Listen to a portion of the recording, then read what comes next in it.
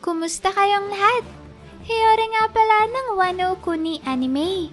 Ito na fam ang kabuuan ng malalaking mga pasabog at may init na mga aksyon sa pinakabagong chapter ng final saga ng One Piece. Sana pala'y ilike nyong videong ito at sana'y huwag nyong skip kahit yung maikling ads lang dahil sobrang laking tulong na nito sa akin at sa ating channel.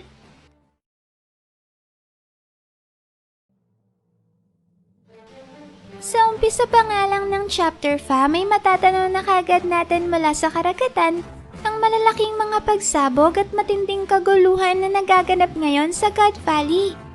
At kung sa nakaraang chapter ay halos mawala na ng pag-asa ang persa ng mga Marines dahil nga sa walang tigil na pagdagsa ng mga pirata sa isla, ngayon naman fam ay tila ba nag-uumpisa na silang makabawi dahil sa pagdating ni Garp.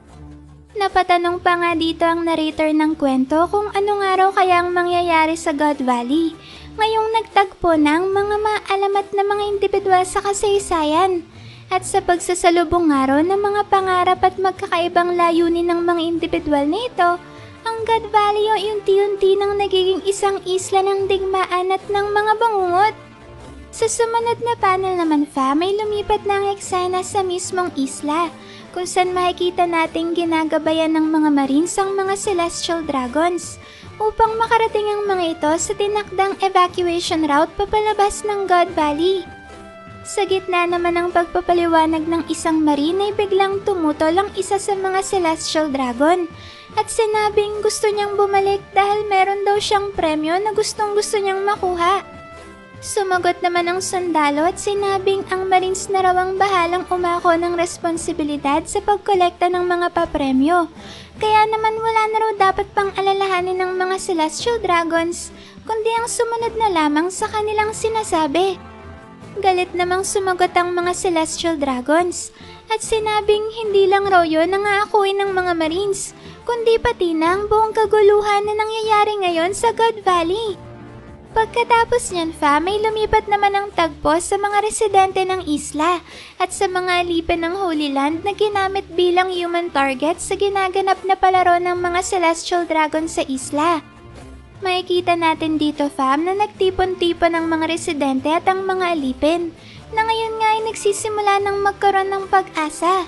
Iniisip kasi nila na maaari daw nilang samantalahin ang nagaganap na kaguluhan at gamitin ang pagkakataong ito upang makakuha ng isang bangka na kanila namang gagamitin upang makatakas papalayo sa malaimpyernong isla.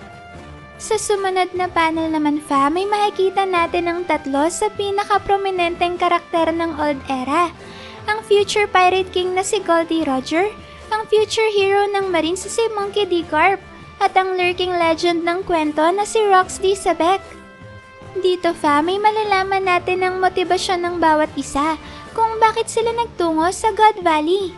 Una nating makikita si Roger na inaalala kung okay lang ba ang kalagayan ni Shaki. Pangalawa ay si Garp na nasasabik na sa paghaharap nila ni Roger. At ikatlo naman ay si Rox na hinahanap ang kanyang mag-ina na sina Aries sa Teach. Mula naman nga fam sa pangalan ng asawa ni Rox ay nagsimula ang isang mainit na usapin sa One Piece community. Dahil kung maalala nyo, ay mababasa natin ang pangalan ni Aries sa Magic Circle na ginawa ni Ganko nung sinapian na siya ni Imsama. Posible kaya fam na kagaya ni Ganko ay sinapian rin ni Imsama si Aries na siya namang dahilan kung bakit nasawi si Rox?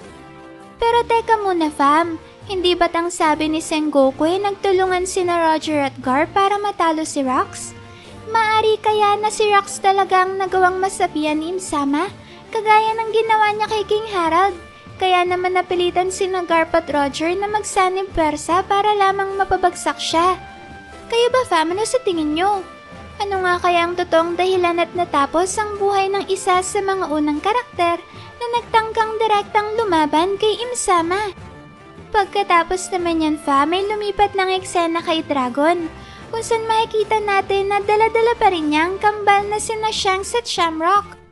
Dito fam ay pilit na iniiwasan ni Dragon ang mga nagaganap na kaguluhan sa kanyang paligid sa pagsisikap na mahanap ang mga battleship ng Marines. Pinaplano kasi ni Dragon na dalhin ang kambal sa isang marine battleship dahil iniisip niyang ito lang ang ligtas na lugar kung saan niya pwedeng itago ang kambal. Sa sumunod na panel naman ay bigla na lamang napahinto sa pagtakbo si Dragon dahil napansin niya na mali pala ang kanyang tinatahak na direksyon at imbis nga ng mga marine battleships ay mga grupo ng pirata ang kanyang natagpuan. Habang nakatigil naman si Dragon ay may isang misteryosong individual na biglang sumulpot sa kanyang likuran. At dito may mapapansin natin na ang individual na ito pala ay isa sa mga miyembro ng Holy Knights. At ngayon nga ay kasalukuyan itong nakikipag-usap sa pamamagitan ng isang Denden Mushi. Base naman nga sa pag-uusap may mukhang meron palang world noble na nagpapahanap kay Dragon dahil nga sa pagtangay nito sa mga anak ni Saint Garling. Dito may kagad na nagpakawala ng isang atake ang nasabing Holy Knight nang sa gayon ay mabawi ang kambal ni Saint Garling mula kay Dragon. Kapansin-pansin na malaki ang pagkakahawig ng atake niyan sa laser beam ni Kumat ng mga pasifista na kagad naman ngang tumagos sa may bandang kanang braso ni Dragon. Napasigaw naman si Dragon dahil sa tindi ng sakit na tinanggap niya mula sa atake. At dahil dyan ay napadapa si Dragon at hindi sinasadyang nabitawan niyang kambal na kapwa naman ngang nahulog sa lupa. Dito may iniulat ng Holy Knight sa kanyang kausap na napigilan na raw niya ang kumidnap sa anak ni Saint Garling. Nagpasalamat naman ang kausap nito sa kabilang linya dahil siguradong tatapusin raw siya ni Saint Garling kapag nalaman nito na muntik nang mawala ang kanyang mga anak.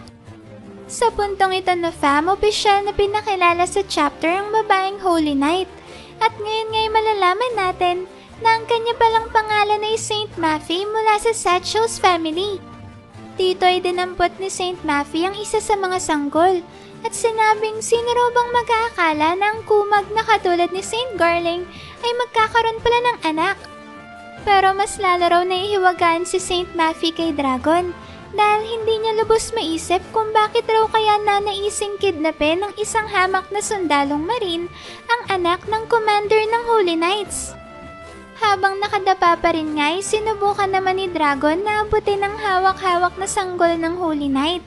At dito'y sinabi ni Dragon sa kanyang isipan na ang pagliligtas raw sa mga sanggol na ito lang ang natatanging paraan upang makabayad siya sa kanyang partisipasyon sa patayang nagaganap ngayon sa God Valley.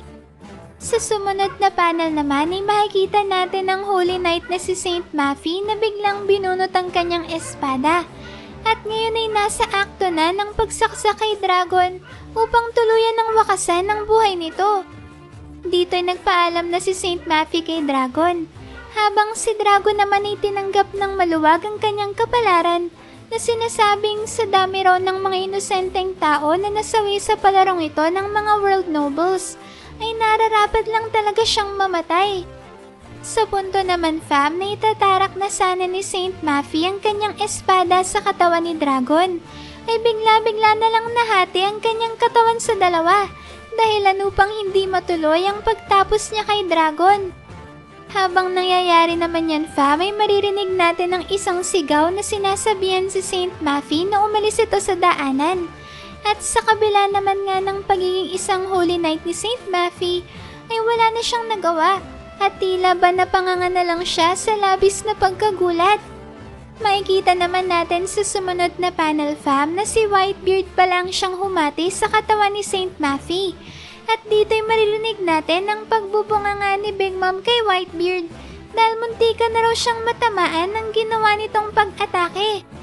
Sumagot naman si Whitebeard at sinabing ang kalaban naman raw ang kanyang pinatamaan at hindi si Big Mom. Sinabi naman ni Big Mom na sinungaling si Whitebeard dahil muntikan na nga raw siyang mamatay kung hindi siya nakaiwas mula sa atake nito. At dahil nga sa labis na pagkainis ni Big Mom ay bigla niyang naisipan na hamunin sa laban si Whitebeard.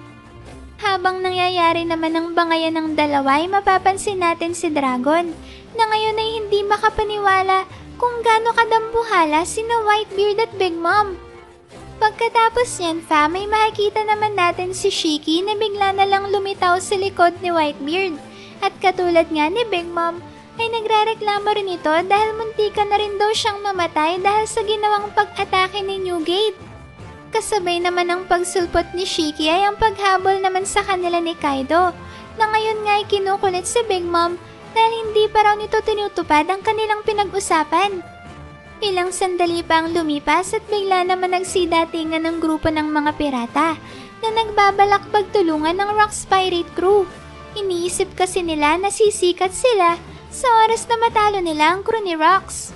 Mukha namang labis na ikininis ni Shiki ang pagdating ng mga pirata dahil iniisip niya nakakompidensya niya ang mga ito kay Shaki.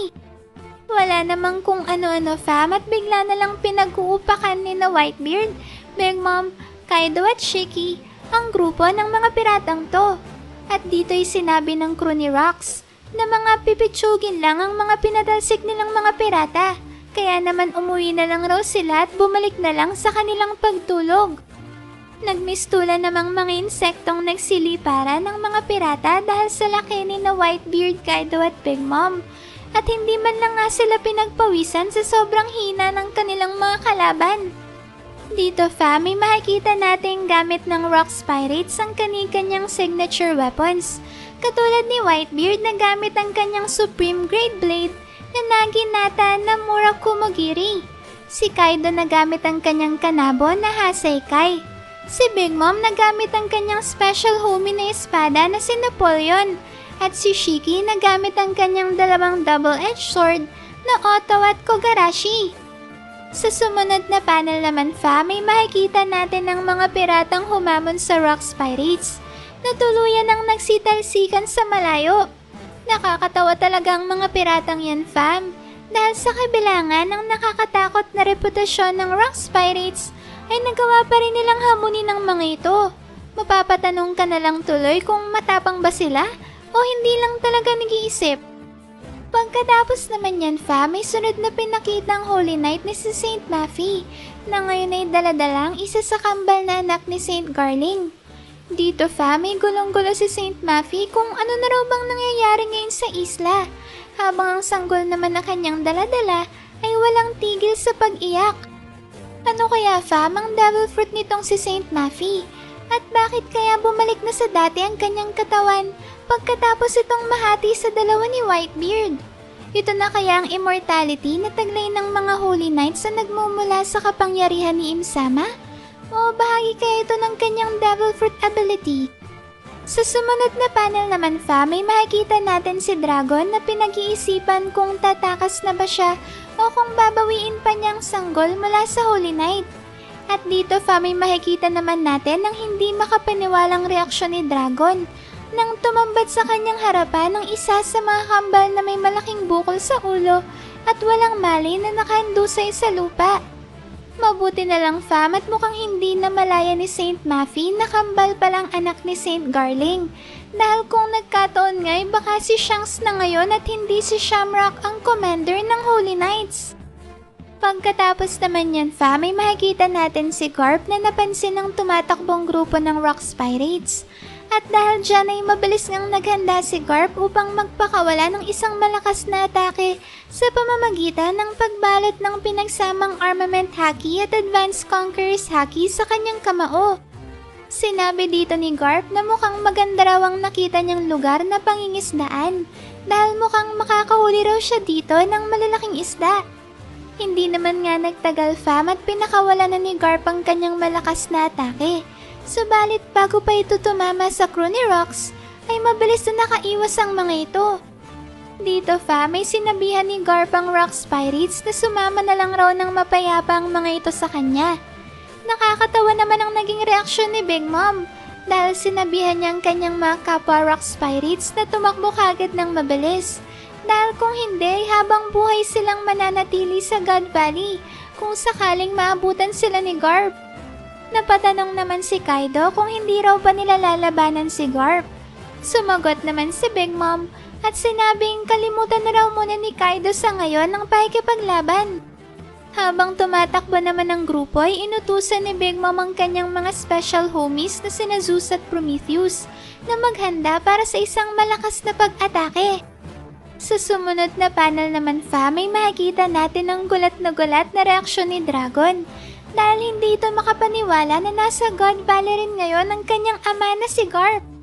Sa puntong ito naman pinakawala ni Big Mom ang kanyang matinding atake na tinawag niyang Heavenly Fire Blitz at gamit nga ang pinagsamang kapangyarihan ni Zeus at Prometheus ay nagpalabas si Big Mom ng malakas na daloy ng apoy na may kasamang kuryente na kaagad niyang dumiretso sa kinatatayuan ni Garp.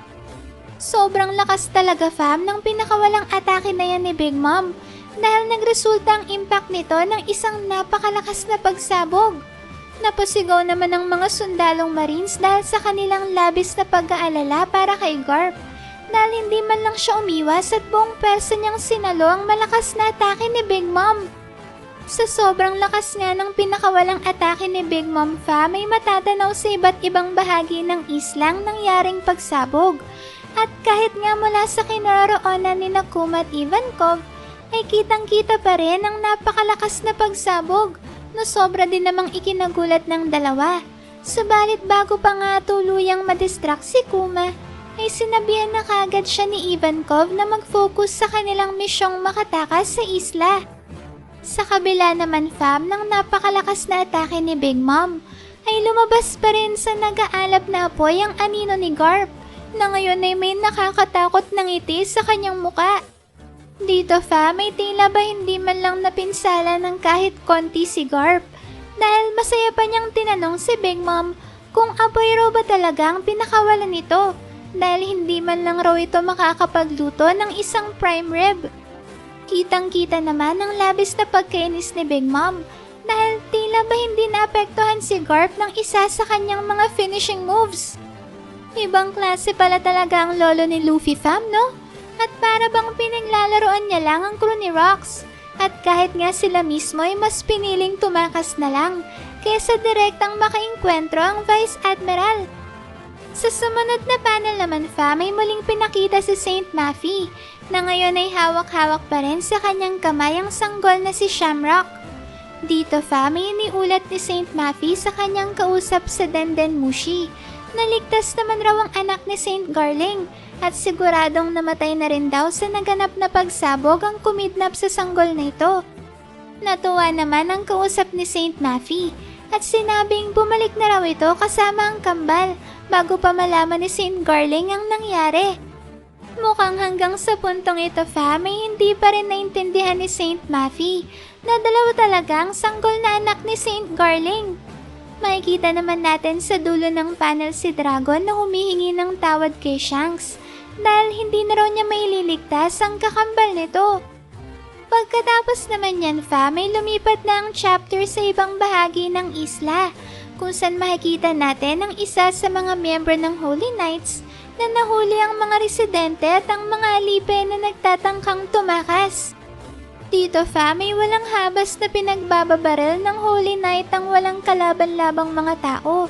Habang sinasabi na nagkakamali raw ang mga ito kung iniisip nila na makakalabas pa sila ng buhay sa isla. Sa sumunod na panel may makikita naman natin ang mapa ng God Valley na nagpapakita ng kasalukuyang kinaroroonan ng Roger Pirates, crew ni Rox at ng mga Celestial Dragons. Kasabay naman ito ay ang pag-uulat ng Marines na nakapasok na raw ang Rox Pirates sa timog silangang bahagi ng isla, habang ang Roger Pirates naman ay nagmumula sa hilagang kanluran. At dahil nga raw dyan ay siguradong may ipit sila ng pagdating ng dalawang malalakas na pirate crews. Ilang sandali pa nga lang ang lumilipas ay bigla na ngang dumating sa lugar na yon ng Roger Pirates. Inihanda naman ng Marines ang kanilang mga sarili at sinabing kailangan raw nilang maprotektahan ang nasabing lugar dahil hindi pa nila nare-recover ang mga papremyo ng mga Celestial Dragons sa sinasagawa nilang human hunting tournament. Dito may maririnig natin ang sigaw ni Roger na sinasabing pumunta raw sila sa islang ito upang bawiin si Shaki. May panibagong ulat naman ng Marines na sinabing paparating na rin daw sa kabilang direksyon ng Rox Pirates. Sa sumunod na panel naman may makikita na nga natin ang Rox Pirates sa sina Gloriosa, Ganzui, Gilbastar, Silver Axe, Shiki, at Captain John na tumatakbo papalapit sa mga Marines. Dito may sinusubukang mauna ni Silver Axe sa pagtakbo na sinasabing siya raw ang mauuna sa pagliligtas kay Shaki, habang tulak-tulak naman ng kanyang kanang kamay ang mukha ni Shiki upang mapunta ito sa kanyang hulihan. Naiinis namang pinatanggal ni Shiki ang kamay ni Silver Axe na sinasabing siya raw ang magliligtas kay Shaki at hindi ang kanyang karibal. Sumigaw naman si Captain John at sinabing andito na raw sila para iligtas si Shaki. Pagkatapos niyan may lumipat ng tagpo sa isa na namang miyembro ng Holy Knights. Walang iba kundi si Saint Summers. Dito ay inutusan ni Saint Summers ang mga Marines na arestuhin ng mga pirata. Tinanong rin niya ang mga Marines na hindi raw ba sila ang naatasan na maglipat kay Shakuyaku papalis ng gusaling to? Pautal-utal namang magsalita at hindi makasagot ng diretsyong mga Marines. Nakaagad naman ngang kinainis ni Saint Summers. At habang nagaganap ang pag-uusap na yan, fam, ay maririnig naman natin ang sigaw ng mga Marines mula sa loob ng gusali na siyang pinagkukulungan ni Shaki. Dahil dyan, fam, ay si Saint Summers na mismong pumasok sa loob upang makita kung ano ba talagang nangyayari doon. At sa punto nga na makapasok na si Saint Summers, ay doon na tumambad sa kanyang mga walang malay na Marines na nakahandusay sa lupa. Habang si Shaki naman ay tahimik lang na nakatayo sa gitna ng silid. Hindi naman makapaniwala si Saint Summers na ang lahat ng mga sundalong ito ay nagawang mapabagsak ng isang babae lang. Not to mention ng babaeng ito ay nakaposas pa at nakakadena. Pagkasabi niya ni Saint Summers ay nagsalita naman si Shaki at kalmadong sinabi na mukhang ang dami raw palang pirata na naghahasik ng kaguluhan ngayon sa God Valley. Mukhang nairita naman si Saint Summers at sinabing kinamumuhian raw niya ang mga klase ng babae na nalalaman kung anong kanilang halaga. At pagkasabi nga niya ni Saint Summers ay bigla-bigla na lang niyang sinampal si Shaki. Sinabi dito ni Saint Summers na mas maganda raw para sa mga babae ang maging ignorante at walang muwang sa mga bagay-bagay. So unang tingin may mukhang mapapasubasub sa lupa si Shaki dahil sa ginawang pagsampal sa kanya ni Saint Summers. Subalit hindi pala ganun ang nangyari dahil humahanap lang pala ng belo si Shaki para tadyakan si Saint Summers. Mukha namang hindi inaasahan ni Saint Summers ang pagganti na ito ni Shaki dahil hindi niya ito napigilan at kagad siyang tinamaan ng malakas na sipa sa kanyang kanang braso. Napasigaw pa nga sa sakit si Saint Summers at tila ba may tumalsik ring dugo mula sa kanyang bibig. Habang umaaray naman sa hapde ng kanyang braso ay hinawakan ni Saint Summers ang binti ni Shaki upang ilayo ito sa kanyang katawan. At habang hawak-hawak pa ni Saint Summers ang binti ni Shaki ay mabilis niyang hinablot ang kanyang sandatang kanabo at wala ngang kung ano-ano ay buong persa niya itong inihambalos kay Shaki. Hindi na nga pinakita ang buong pangyayari, fam, at tanging ang pagsigaw na lang ni Shaki ang ating maririnig. Sa sumunod na panel naman ay makikita na natin si Shaki na nakahiga na sa lupa dahil nga sa lakas ng paghambalos sa kanya ni Saint Summers. Sinabi dito ng Holy Knight na tama nga raw ang sinabi ni Shaki kanina dahil ang mga piratang nanggugulo ngayon sa God Valley ay nagpunta lamang dito para bawiin siya. Dagdag pa ni Saint Summers ay sobrang popular raw pala talaga ni Shaki. At dahil nga sa pagiging sobrang popular nito ay nasira ang kanilang pinakaabangang human hunting tournament. Sinabi rin dito ni Saint Summers na kung sakali man raw na makaligtas si Shaki sa kaguluhang ito, ay mapupunta lang siya kay Saint Garling. Kaya kung ganun lang rin naman ang mangyayari, ay mas mabuti pa kung tapusin na lang niya ngayon ang buhay ni Shaki. Nang sa gayon ay wala nang sino man ang makinabang pa sa kanya. Pina-imagine pa nga ni Saint Summers kung ano raw kaya ang magiging reaksyon ng mga pirata. Dahil pagkatapos nga raw ng kanilang napakahabang paglalayag at napakahirap na pinagdaanan para lang sagipin si Shaki, ay makikita na lang nila ang kanyang katawan na gutay-gutay at wala ng buhay. Habang sinasabi naman niya ni Saint Summers may makikita natin sina Whitebeard, Silver Axe, at ang iba pang Rocks Pirates crew nakikipaglaban sa gitna ng God Valley sa pag-asang silang siyang makakapagligtas kay Shaki. Sa sumunod na panel naman may makikita natin ang pagsasalpukan ni na Roger at Whitebeard. At mula nga sa impact kung sa nagtama ang kanilang mga sandata ay naglabasan ng mga itim na kidlat na siyang hudyat ng kanilang paggamit ng Advanced Conqueror's Haki.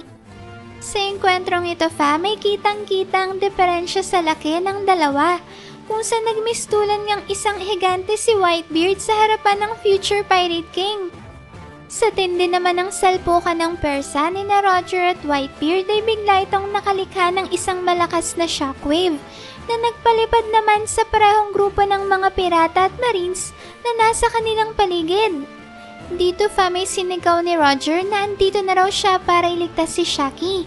Makikita naman natin sa dulo ng panel si Shiki na inihiling na sana raw ay okay lang si Shaki dahil andito na raw siya para saklolohan ng dalaga. Pagkatapos yan may makikita natin ang pagdating ng mas marami pang grupo ng mga pirata na naguunahan sa pagliligtas kay Shaki. Kahit nga si Roger ay hindi na rin makaalis mula sa kanyang kinatatayuan dahil nga sa dami ng mga piratang nakaharang sa kanya, lalo na't si Whitebeard pa ang mismong kaharap niya ngayon. Dahil naman nga dyan may minabuti ni Roger na ipaubaya na lang kay Rayleigh ang pagliligtas kay Shaki. Kaya sinabihan niya ito na siya na raw ang bahalang sumagip sa dalaga. Mabilis namang kumilos si Rayleigh at madali lang niyang nilampasan ang mga nagkakagulong grupo ng mga pirata. Sa sumunod na panel naman may bumalik ng eksena kay Saint Summers. At dito ay tinanong ni Saint Summers si Shaki kung naririnig na raw ba nito ang paparating na mga pirata na naguunahan para iligtas siya. Medyo nangaasar pa nga dito si Saint Summers na sinasabing sayang lang raw at mukhang mauhuli ng ilang segundo ang mga piratang yon. At ang madadatnan na lang nila yung walang buhay na katawan ni Shaki.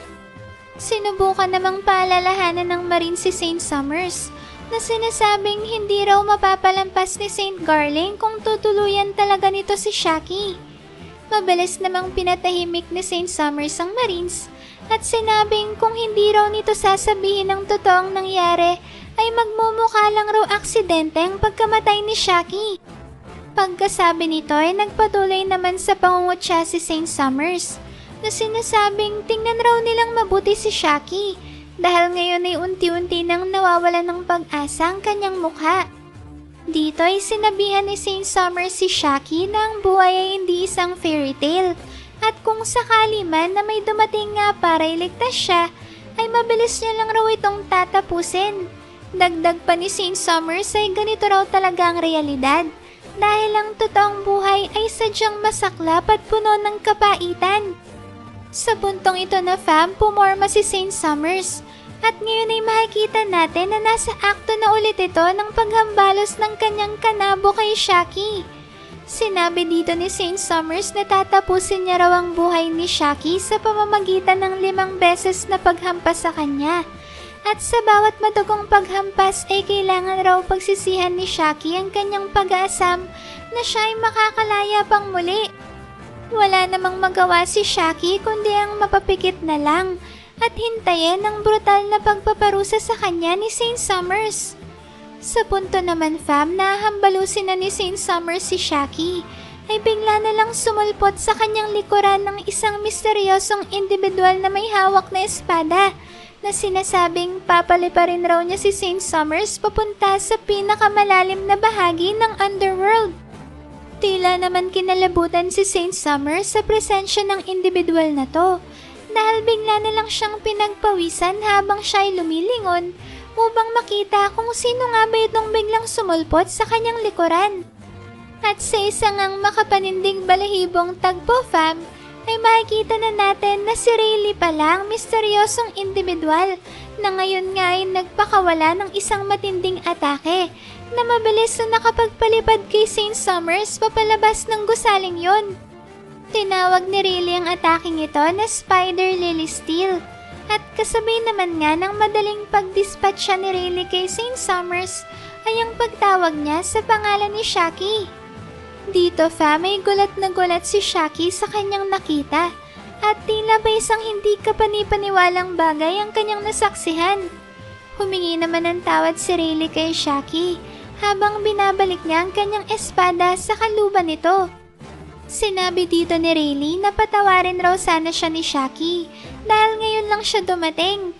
Pagkasabi naman niya ni Rayleigh ay sandali rin namang pinakita ang flashback nung inabot sa kanya ni Shaki ang isang liham. At sa liham ngang yun ay sinabihan ni Shaki si Rayleigh na ang kanina siya nito. Base nga dyan fam ay tila ba humihingi si Rayleigh ng tawad dahil ngayon lang niya natugunan ng liham na yon ng dalaga. At ngayon nga fam ay makikita nating iniaabot na ni Rayleigh ang kanyang kamay habang sinasabi na andito na raw siya para angkinin si Shaki. Makikita naman natin sa labas ng gusali na patuloy pa rin ang nagaganap na kaguluhan mula sa rambulan ng mga pirata at ng mga marines. Isang napakalaking kaguluhan na nagsimula dahil lang sa pagkawala ni Shaki. Sa kung ano namang dahilan ay bigla na lang napasimangot si Shaki at tila ba pinipigilan nito ang pagpatak ng kanyang luha. At sa sumunod na panel nga fam ay hindi na napigilan pa ni Shaki ang kanyang sarili at bigla na lang nitong itinapon ang kanyang sarili patungo sa mga bisig ni Rayleigh. Dito fam ay tila ba medyo nagtatampo pa si Shaki habang tinatanong kay Rayleigh kung ano raw bang dahilan at natagalan ang kanyang pagdating. Sumagot naman si Rayleigh at umiiyak na humihingi ng tawad dahil kinailangan pa raw ni Shaki na pagdaanan ng lahat ng paghihirap na yon. Umiiyak rin namang sumagot si Shaki at sinabing sobrang natakot nga raw siya dahil sa tindi ng kanyang mga naranasan. At dito na nga natin fam makikitang umiiyak na nagyakapan si Rayleigh at Shaki habang dinadama ang kanilang muling pagkikita pagkatapos ng matagal na panahon.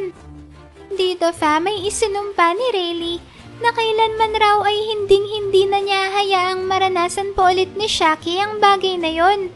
Nakakatawa namang makita ang reaksyon ni Roger at Gaban na ngayon pala ay pinagmamasdan mula sa malayo ang pagyayakapan ni Rayleigh at Shaki. Bagaman masaya si Roger at Gaban para sa kanilang mga kaibigan, ay sinabihan pa rin nila ang mga ito na kung pwede raw ay ituloy na lamang nila sa ibang pagkakataon ng kanilang paglalampungan. At sa puntong ito na nga fam, inanunsyo ni Roger sa kanyang crew na matagumpay na nga nilang na-rescue si Shaki, kaya naman maaari na raw nilang lisanin ang isla pagkatapos nilang makuha ang mga kayamanan doon. Masaya namang nagsigawan ng Roger Pirates dahil nagtagumpay sila sa kanilang misyon na mabawi ang kayamanan ng Pirate Island. Walang iba kundi si Shaki. Nakakatawang isipin fam na ang isa pala sa pinakamatinding insidente na nangyari sa buong kasaysayan ng kwento ng God Valley Incident ay nagsimula lang dahil sa pagkakakidnap ng isang babae. Grabe, ano pa kayang maukulit na twist ang hindi pa pinapakita ni Oda? Magkatotoo kaya na si Buggy talaga ang siyang magiging Pirate King sa dulo ng kwento at hindi si Luffy? Ano sa tingin niyo fam? Kayo na lang rin pala fam ang bahalang magbahagi dyan sa baba kung ano pang masasabi nyo sa napakamaalamat na chapter na to ha. Maraming salamat fam sa solid at walang sawa ninyong pagsuporta sa akin at sa ating channel. Sana'y palagi kayong ligtas at nasa mabuting kalagayan. Mag-ingat kayo palagi. See you on our next video and stay good fam!